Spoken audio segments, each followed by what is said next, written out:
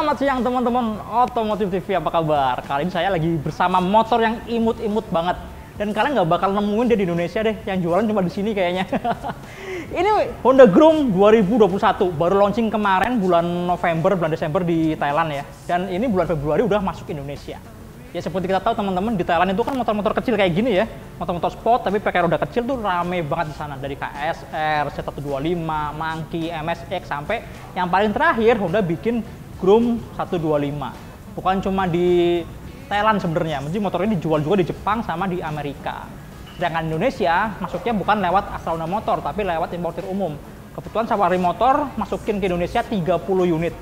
Dijual 93 juta dan hanya 4 hari ludes teman-teman. Gokil ya. Tapi banyak orang gila loh di Indonesia juga. Beli motor-motor aneh kayak gini tanpa harus mikir lama-lama gitu kan. Oke teman-teman, kita akan sama-sama lihat detailnya seperti apa. Apa yang menarik dari motor ini, mesinnya juga. Mesinnya ini teman-teman, kalau saya sih curiga ya, ini bakal jadi mesin barunya Supra 125. Kenapa? Nah, makanya tonton terus videonya.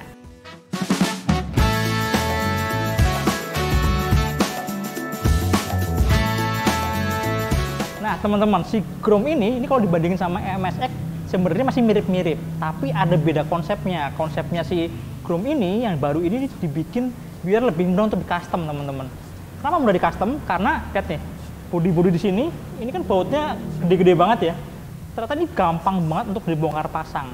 Dan Honda juga menyiapkan paket modifikasinya. Jadi ada konsep paket bodi supermoto, ada yang scrambler, ada yang adventure. Nah salah satunya adalah yang sana teman-teman. Ini cover tankinya gitu, ini udah satu set gitu, satu paket ya. Jadi kalau yang standarnya tinggal dilepas, lalu tempelin plug gitu aja. Nah, di bagian depan juga ada tambahan kayak spatbor di atas gitu, jadi mirip kayak supermoto, sama pelindung di suspensinya. Kalau kayak gini tuh, biarpun kecil, imut, tapi tampangnya jadi kayak Ducati supermoto gitu kan, keren ya. Selain itu ada paket modifikasi yang scrambler sama yang adventure. Oke lah, ini modifikasinya. Sekarang kita lihat dulu deh, basicnya ada apa aja sih. Kita mulai dari bagian depan. Pertama teman-teman, kita lihat headlampnya dulu. Headlampnya itu kotak banget ya, bener-bener kotak, lebih kotak ketimbang yang versi MSX. Tapi biarpun kotak masih oke lah ya, masih ada ornamen-ornamen baut-bautnya di sini. Terus ya LED-nya juga cakep ya, LED-nya 2 lapis gitu. Ini kalau nyala, yang atas tuh buat lampu dekat, yang bawah lampu jauhnya. Jadi teman-teman sama-sama kita nyalain ya. Nah, yang atas ini adalah lampu dekatnya. Kalau yang bawah, ini adalah lampu jauhnya teman-teman. Lampu senya ini mirip kayak CB500 ya, kayak si CRF 250, mirip-mirip kayak gini. Cuma dia masih pakai bohlam. Gini nyalanya. Oke. Dan yang saya suka dari motor ini adalah biarpun kecil gitu ya, tapi suspensi depannya udah upside down. Upside down-nya juga keker. Dia pakai as yang diameternya 31 mm. Mantep kan? Jadi kalau dilihat secara proporsional tuh kayak padat banget ngisi gitu. Terlihat pas juga, matching juga sama rodanya. Rodanya yang gemuk ini bikin tampilannya jadi lebih imut, lebih lucu gitu kan. Ini pakai pelek yang lebarnya depan 2,5 inci, dibalut ban 120/80. Gede banget ya, kelihatan padat ya. Dan yang unik adalah bannya teman-teman, dia pakai V-rubber. Jarang denger kan? Ini kalau anak-anak yang suka main motor gaya-gaya motai modifikasi gitu pasti tahu deh. V-rubber nih ban dari Thailand gitu. Kemudian remnya cakram depan, ini diameternya 220. Kemudian pakai kaliper 2 piston dari Nissin. Gimana bagian depannya? Keren ya? Kelihatan kokoh, sangar gitu, tapi kecil. Lucu ya? Oke, kita lanjut ke bagian yang lain teman-teman. Tangkinya. Tangkinya ini kalau dibandingin sama MSX, sekarang jadi lebih lebar, lebih kekar gitu teman-teman. Kenapa? Karena ada cover tangki plastik yang gede banget ini. Tangkinya lumayan gede dan sudah pakai tutup tangki model flat teman-teman. Ini gayanya emang bener-bener modern banget sih. Tuh, cakep ya. Mantap. Kemudian di bagian joknya. Joknya ini kalau dibandingin sama MSX saya lebih suka yang ini teman-teman. Kenapa? Karena jok itu lebih flat. Joknya flat dan lebar. Udah gitu ini busanya lumayan empuk. Tuh, empuk loh ini busanya. Busanya empuk, tapi tinggi joknya teman-teman cuma 760 sekian milimeter. Itu rendah banget tuh, sama kayak Matic Honda Beat kayak gitu. Jadi saya 165 cm aja kalau lagi diem duduk di atas joknya tuh kaki napak sempurna, dua-duanya kanan kiri. Teman-teman, ternyata riding posisinya tuh asik banget teman-teman. Nih lihat nih, saya duduk, kakinya napak banget, napak dengan sempurna. Padahal tinggi saya cuma 165 cm. Karena joknya rendah nih, joknya cuma 760 sekian milimeter. Mirip kayak joknya Honda Beat, Yamaha Mio gitu ya. Jadi emang kecil banget, pendek. Terus stangnya tinggi, suspensinya juga depan belakang empuk banget teman-teman tuh. Wow, asik ya. Suspensinya empuk, joknya empuk, emang feelingnya feeling motor santai yang fun gitu kan. Cuma karena motor ini wheelbase-nya pendek, jarak antara roda depan dan roda belakangnya pendek, makanya kerasa agak limbung waktu kita lagi ya jalan agak kenceng, nikung-nikungnya agak panjang gitu ya, itu kerasa banget. Motornya emang lincah, agility-nya oke, tapi kalau buat kenceng emang sedikit agak limbung. Wajar lah ya, karena emang bukan motor yang buat sport buat kenceng-kencengan kan, karena ini motor santai, motor kecil yang secara dimensi emang cocoknya buat selap-selip gitu kali ya. Ini sih asik, jadi bukan cuma bentuknya yang kecil, tapi juga impresi berkendaranya khas banget motor kecil. Ya pas lah buat orang-orang Indonesia gitu lah ya. Cuma sayangnya nggak dijual umum di Indonesia sih ya. Nah teman-teman, sama-sama kita coba buka joknya ya, kita lihat ada apa isinya. Lepas juga. Tuh kan, joknya tebal banget teman-teman. Tebel dan empuk. Di dalamnya ini ada aki, ini ada apa namanya, sikring ya. Tapi emang nggak ada bagasi di sini, jadi nggak bisa buat nyimpan apa-apa. Terus yang unik adalah di rangkanya ini ternyata bisa dilepas teman-teman tuh. Tuh kan, ini knockdown nih, ini mirip kayak Honda Monkey. Jadi belakangnya ini subframe-nya bisa kita lepas, terpisah sama rangka utamanya gitu. Jadi sini mirip banget kayak Honda Monkey nih. Ternyata di bawah jok ini ada buku manual di sini. Tersimpan rapi di sini buku manualnya, buku perawatan ya. Kemudian ini ada kunci-kunci kecil di sini. Fungsional juga ya, lumayan lengkap fitur-fitur bawaannya yang disimpan di bawah jok.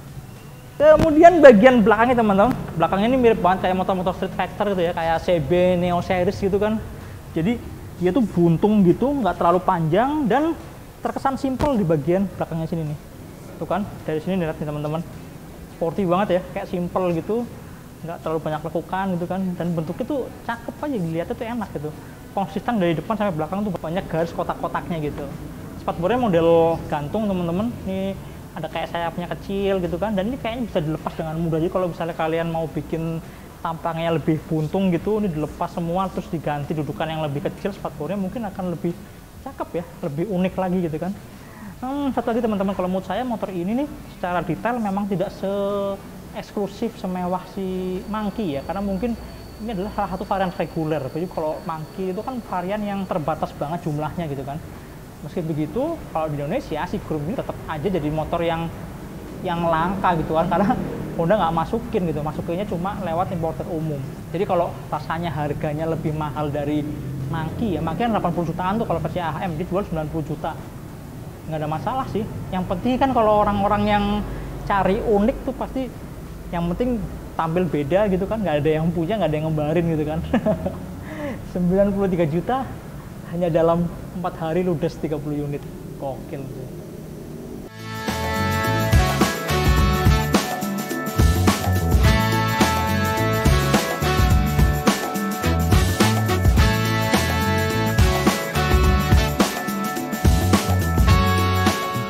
Teman-teman, stangnya baplang ya, udah baplang, panjang, tinggi lagi, mirip kayak stangnya Brompton ya. Tinggi ya karena memang sesuai sama riding position yang dimau kan, jadi maunya emang yang naik tuh lebih tegap gitu loh, jadi nggak yang pakai acara nunduk-nunduk tapi duduknya santai tegap gitu kan. Ini materialnya pipa.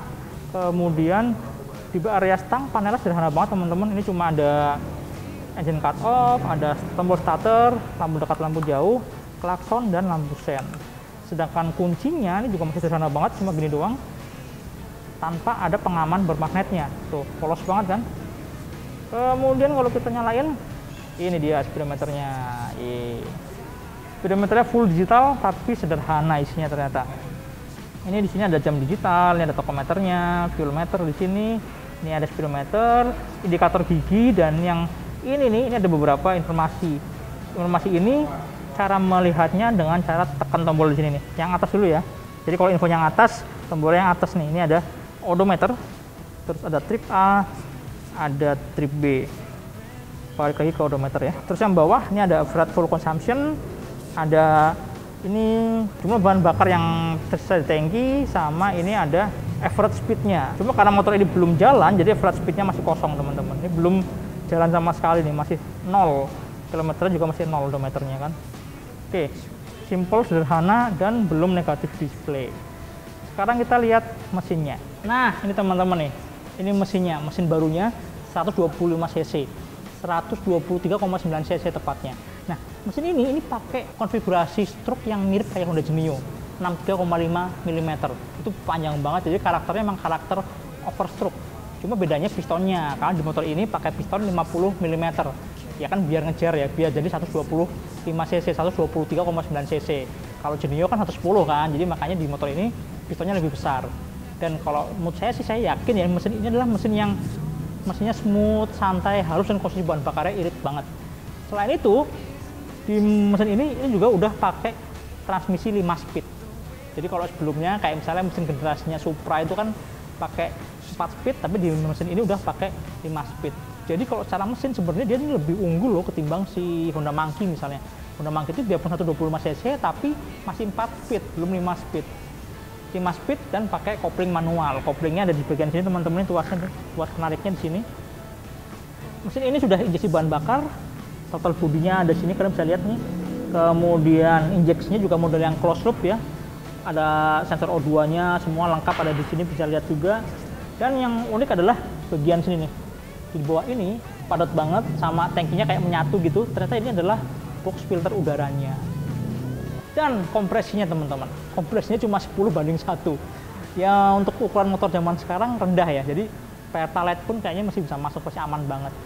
Kenapa cuma 10:1? Kalau menurut saya sih karena mesin ini nggak pakai radiator ya, makanya secara bahan bakar pun spesifikasinya dibikin yang nggak terlalu panas gitu kan. Nah, tadi di awal kan saya sempat nyinggung ya, saya curiga kalau mesin ini bakal jadi mesin next generasinya Supra 125 di Indonesia. Mungkin nggak? Kayaknya sih mungkin loh. Kenapa? Karena dengan overstroke ini bikin konsumsi bahan bakar lebih hemat. Jadi pas, cocok untuk motor-motor komuting di Indonesia. Ya, Supra kan motor komuting kan, pas banget. Selain itu juga transmisinya 5 speed. 5 speednya ini kayaknya menjawab kekurangan Supra sekarang. Supra itu gigi 1, 2, 3-nya rapet banget, tapi dari 3 ke 4 itu kayaknya jauh banget gapnya. Dan 4-nya adalah overdrive. Makanya kayaknya mau kenceng yang di putaran tengahnya jadi agak nanggung-nanggung gimana gitu kan. Tapi dengan 5 speed, 1, 2, 3, 4-nya rapet untuk yang suka cari performa ya, lagi buru-buru gitu misalnya. Tapi ketika mau hemat, masuk ke gigi 5. Gap yang tadi yang tiba-tiba RPM-nya turun dari 3 ke 4 akan hilang karena dijembatani oleh gigi 4 sebelum ke overdrive di gigi 5. Ini perfect banget sih kalau jadi mesinnya motor bebek di Indonesia. Kita tunggu aja ya, siapa tahu bener ya kan.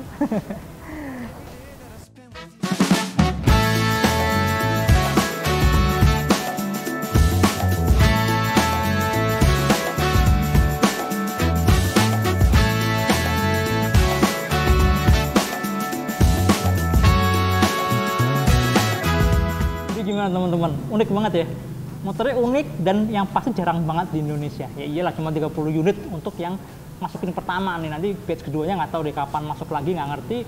Tapi minimal buat yang udah beli motor ini pasti akan tampil beda, paling beda gitu kan. Sedangkan untuk pilihan warnanya kalian bisa milih ya, ada merah, ada biru, dan ada hitam. Misalnya ada warna hitam juga. Semuanya yang dijual oleh Safari Motor ini adalah varian yang non ABS. Kalau ABS sebenarnya ada tuh, di Thailand juga ada warna silver dipadu sama hijau Tosca gitulah. Oke teman-teman, kira-kira itu review singkat kita ngomongin motor unik banget, lucu banget teman-teman. Dan kalau menurut saya sih bakal lebih jarang dilihat di jalanan ya ketimbang Honda Monkey misalnya. Ini pasti akan sangat langka gitu. Oke teman-teman, sampai jumpa di video berikutnya. Jangan lupa like, subscribe, tonton terus Otomotif TV, dan follow juga Instagram Otomotif_TV. Jangan lupa tonton juga channel Motor Second khusus untuk bahas motor-motor bekas berkualitas. Sampai jumpa di video berikutnya. Dah.